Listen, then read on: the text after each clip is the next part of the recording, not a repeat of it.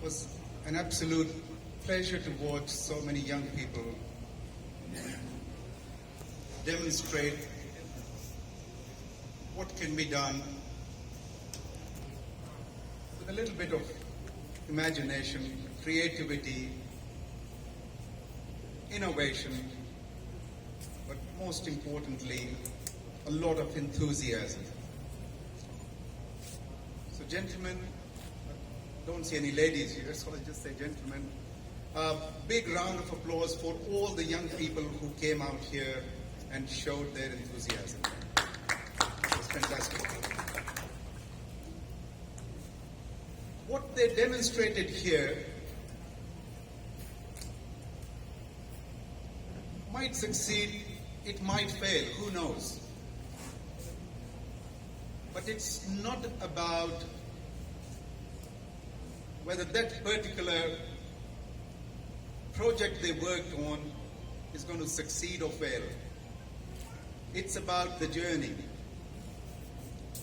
I'll tell you a little story. In 1958, the founder of IBM chairman Tom Watson, he was asked about the future of computers. And he said, in 1958, he said, I think there's maybe a market for 5 computers. 5. You know the story today. There are probably 5 billion computers today. So, it's not about whether you're going to fail. It's about how many times you fail before you succeed. It all comes down to that. The young people out here must have studied about a very famous inventor who invented the light bulb, Thomas Alva Edison. He conducted thousands of experiments, maybe 8,000, 9,000 experiments he conducted before he invented the light bulb. And someone asked him, you failed so many times, thousands of times you failed. He said, no, I didn't fail at all. I discovered 10,000 ways this thing will not work, so that the future generations will not waste time on the same thing. Yeah? So it's not about failure, it's about keep trying. I'll give you one more example. Do you know about who's the most famous basketballer of all time? Sports lovers here. Who's the most famous basketball player of all time? Michael Jordan. Yes.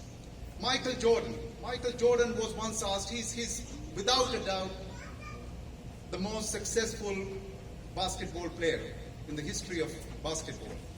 He was once asked, what's the reason behind your success? What makes you so successful? And he laughed and he said, what do you mean by being successful? He said, in my career, I missed the basket more than 9,000 times. You only look at what I achieved, you don't look at what I did not achieve, where I failed, where I kept going. You only look at how many NBA titles I won. You don't look at how many titles I lost. So that's a very good learning lesson for all of us. This reminded me now, looking at these young people, my time at higher colleges of technology. I was a professor in the business faculty there for 4.5 years, in Alain and in Dubai.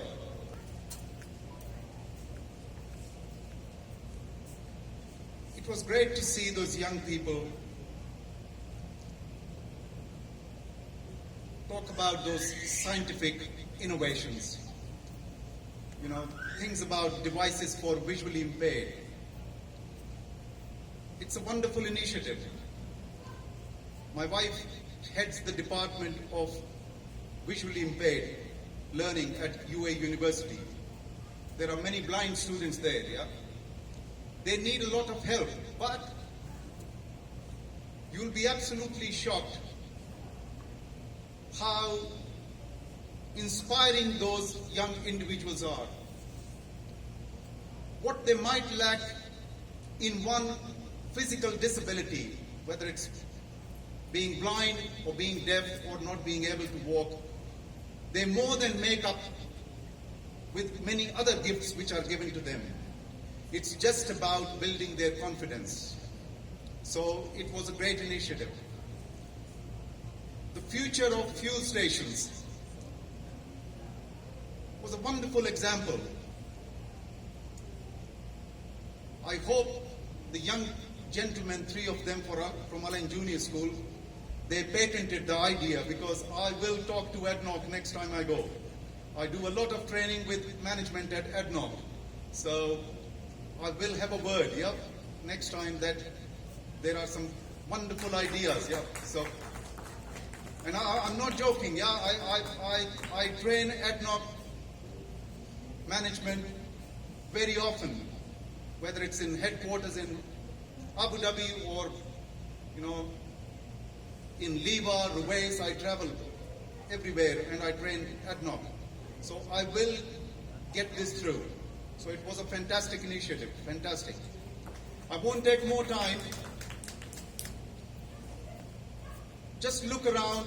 The topics today are absolutely fantastic. 3D printing. 3D printing has come a long way, long way.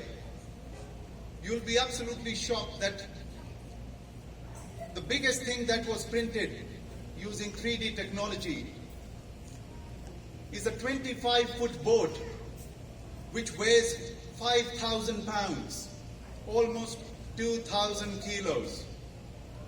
That's the biggest, largest thing that was ever printed using 3D technology in the United States of America. Another topic is organic farming. The way the population of the world has grown, we have been forced to look at alternative ways of producing so that we can meet the demands of the world. But there is no equivalent to organic farming, yeah? And you'll be absolutely surprised that the highest number of organic farms are in no other country than in India. India has the highest number of organic farms, almost 650,000 organic farms in India. Why? Because it's part of the culture to use fresh produce. If you remember your mothers back home in India, when growing up, they never used to go to the supermarkets. All the produce came from the backyard or from the local village. And that's why it was easy for India to do it. But there is a lot has to be done still. Moving on, I love these 2 things. Philatelics. Philatelics is about the study and collection of stamps. And I see a beautiful collection there. Beautiful collection. It's all about, it's not about the collection itself. Many people collect different things. It's about the passion. It's about the effort. It's about thinking of ways how to get to that. That's what makes it more interesting. It's not about actually getting it. You would have noticed that when you are about to do something, once you do it, it's over, finished. So it's about the journey, it's about how you get there. And that's what makes you what you are. It was a big problem with NASA many years ago. The NASA scientists who go to space, they used to prepare for 10 years, 12 years, for one little journey. 12 years, they used to work day and night. Once they came back, they didn't know what to do. they had emotional and psychological problems. That's when NASA introduced a parallel system, that while they were working on one space journey, they were working for something when they come back on the next project simultaneously. So they already had something to do when they come back. Otherwise, you think you have achieved what you have achieved. So it's about the journey. The other collection I see there is numismatics, a collection of so many coins and banknotes. Again, it's not about how many coins, it's about how you go about it.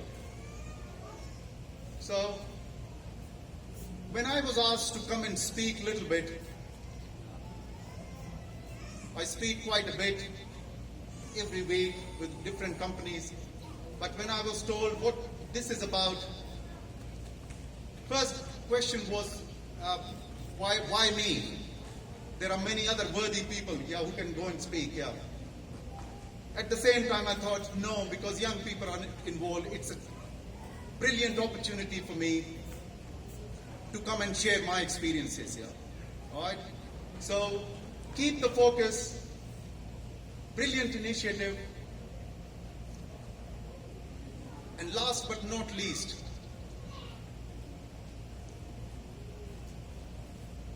respect time, please. Yeah. I'm not saying I was delayed. No, please. Yeah, it's got nothing to do with me. For me waiting. Respect time, please. Yeah, because time is of great essence. Yeah. I worked 4 years in Japan. I was a trainer for all car companies: Honda, Mitsubishi, Toyota, Fujifilm, local telecommunication companies. And I didn't used to drive because you can't drive in Tokyo. When you live in Tokyo, you can't drive. It's impossible. Most people take trains. In 4 years, I took trains. The train was only late 3 times in 4 years. The train comes to the second and leaves to the second in Japan. If a train is delayed in Japan, it has to be announced on platforms, digital platforms, so that the managers know why the employees are being delayed by 5 minutes. That's the essence of time. So that's my last message, please. Respect time. Thank you very much. Again, as I said, I wasn't worthy of coming and talking here, speaking, but it was a great opportunity, and thank you for trusting me. And please enjoy. Yeah. Thank you.